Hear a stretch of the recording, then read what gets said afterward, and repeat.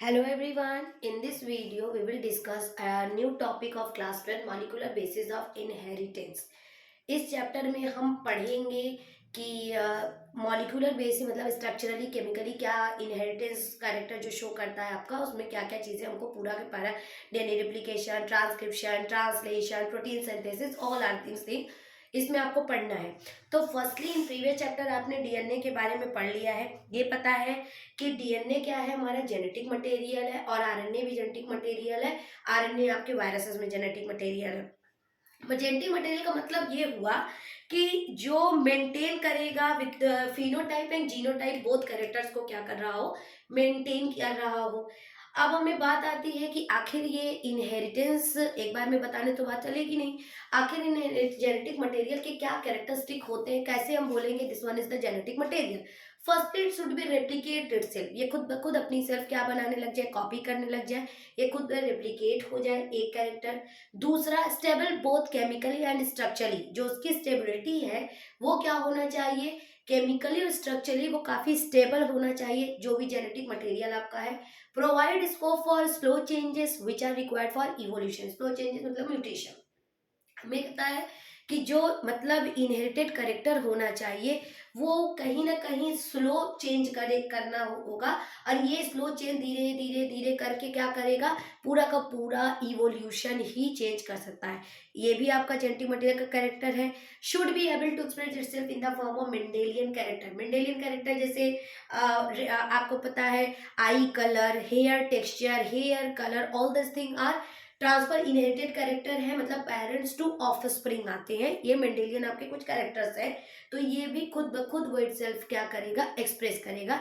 This is the characteristic of genetic material. अगर हम DNA को जेनेटिक मटेरियल कह रहे हैं तो क्या ये वो चीज़ों को फॉलो करेगा या नहीं करेगा, इसके लिए बहुत सारे साइंटिस्ट आए और उन्होंने उसको प्रूव किया कि DNA is the genetic material. तो अब हम पढ़ेंगे कुछ historical background of the genetic material. Okay, search for genetic material. Characteristic हमने पढ़ा कि क्या क्या कैरेक्टरिस्टिक से हम बताएंगे कि वो जेनेटिक मटेरियल है, कैसे जेनेटिक मटेरियल की सर्च की गई, कैसे प्रूव हुआ कि डीएनए ही आपका जेनेटिक मटेरियल है। एक साइंटिस्ट थे फ्रेडरिक मिशर 1869 में, उन्होंने क्या किया, पस सेल लिया। पस सेल में जैसे अगर मान लीजिए किसी को चोट लगी हुई थी पेशेंट को, उसका जो पस सेल लिया, जब उन्होंने उसको क्या किया कि उसमें चेक देखा, ऑब्जर्व किया कि ऐसा क्या है, कौन चीज़ है जेनेटिक मटेरियल जो ट्रांसफर होता है, तो उसमें उनको एक एसिडिक मटेरियल मिला, मतलब न्यूक्लिक एसिड उन्होंने डिस्कवरी की, बट उसका नाम क्या दिया उन्होंने, न्यूक्लियन। न्यूक्लियन दिया इसका मतलब, उनको एक एसिडिक मटेरियल वहां पर मिला पस सेल में जिसका नाम फ्रेडरिक मिशर ने क्या कहा, nuclein.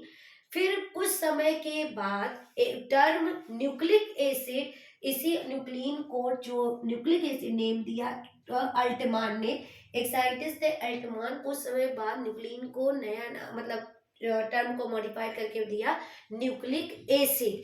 So DNA is an acetic substance. DNA कैसा होता है, एक एसिटिक सब्सटेंस होता है। तो उस तरह से two type of nucleic acid पाए गए। How many type of nucleic acid means scientist discovery इसलिए कर रहे थे कि आखिर ऐसी कौन सी चीज है जो वन जनरेशन से नेक्स्ट जनरेशन में ट्रांसफर हो रही है। डीएनए है, आरएनए है, आरएनए है, प्रोटीन है, आखिर क्या है। तो न्यूक्लिक एसिड दो तरह की होती है, डीएनए और आरएनए, डीऑक्सीराइबो न्यूक्लिक एसिड और ribo nucleic acid. DNA in prokaryote किस में मिलती है, साइटोप्लाज्म में, और यूकैरियोट में न्यूक्लियस है, कुछ सेल ऑर्गेनेल है जैसे माइटोकॉन्ड्रिया और प्लास्टिड में। आरएनए किस लिए है, आरएनए आपका responsible for protein synthesis in cytoplasm. तो ये है two type of nucleic acid.